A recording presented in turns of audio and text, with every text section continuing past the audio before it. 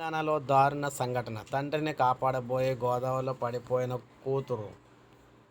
So, మనకి గోదావరిలో మునిగిపోతున్న తండ్రిని కాపాడబోయి ప్రమాదవశాత్తు గోదావరిలో పడి కుమార్తె మృతి చెందిన ఘటన ములుగు జిల్లా మంగంపేట మండలం కమలాపురం గ్రామంలో చోటు చేసుకుందనమాట.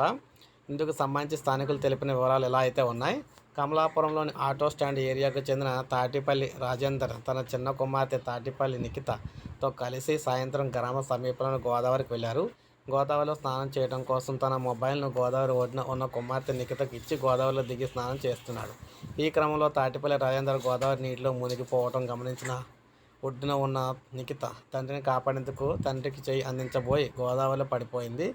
దీంతో ఒడ్డుకు చేరుకున్న తండ్రి రాజేందర్తో పాటు అక్కడికి కొంత దూరంలో ఉన్న జాలర్లు బాలికను కాపాడేందుకు ప్రయత్నం చేసి గోదావరిలో వెతకడం మొదలుపెట్టారు. ఈ క్రమంలో గోదావరిలో ఉన్న బండల మధ్య ఇరుక్కోవడంలో నిఖిత లభ్యమవుగా బయటకు తీశారు. కాగా అప్పటికే నిఖిత మృతి చెందిందనమాట. సో, ఈ విధంగా పెను ప్రమాదం అయితే జరిగింది. సో, తను చనిపోవడంతో ఒక్కసారిగా విషాదాలు అయితే అమ్ముకున్నాయన్నమాట. కాపాడబోయి చనిపోవడం అయితేనే చాలా విషాదకరం. ఇప్పుడు మనకు అప్డేట్ వచ్చింది. ఒక లైక్ చేయండి, సబ్స్క్రైబ్ చేసుకోకపోతే మన ఛానల్ సబ్స్క్రైబ్ చేసుకొని ఫాలో అవుతుండండి.